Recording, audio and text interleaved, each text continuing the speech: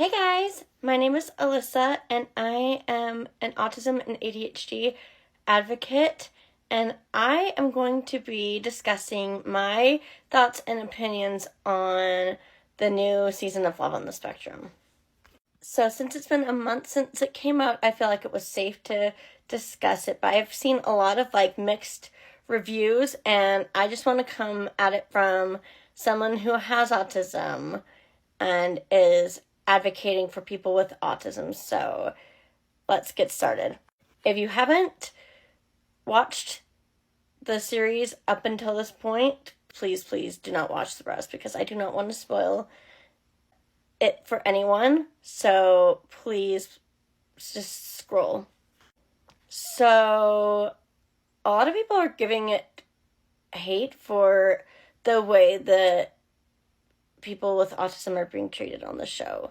Now, I'm not a parent of a child with autism. I have autism. I can just say this, that parenting just in general is hard, especially if you have a child with special needs or disability.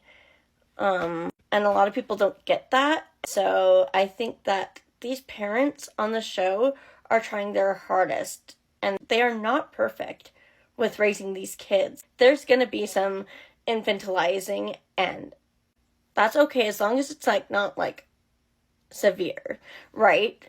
But there is going to be some. Unfortunately, some of these people have behavioral issues. That's a need when you have someone who has severe behavioral problems, especially when they're on camera.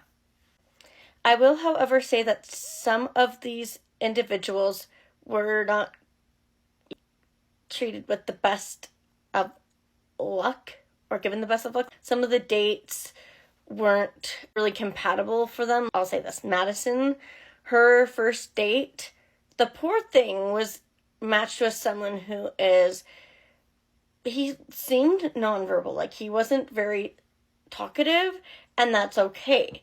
He just needs someone who can match his autism, right?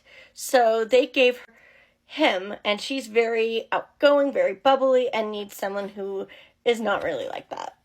But again, we must remind ourselves that that's what dating is finding the trial and error. And sometimes we can find people who seem like they could be a good match, and then they aren't a good match for us. You know what I'm saying?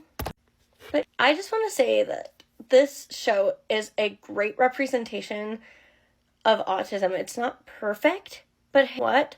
I'll take this show over any show that doesn't show autism at all.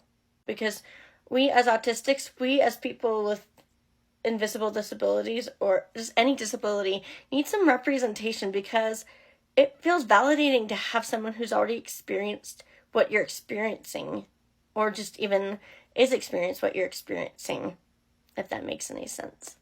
If you have any thoughts or comments about this, please keep them nice. I would love to hear about your thoughts on the new season. And also, if anyone from this series is watching, hi, I love you, and I love what you represent with autism. I love Connor. I love Tanner. I love Abby. I basically love all of them. They all bring something unique, and yes, they can be difficult, but hey, what autistic person isn't difficult, and what autistic person doesn't struggle socially? And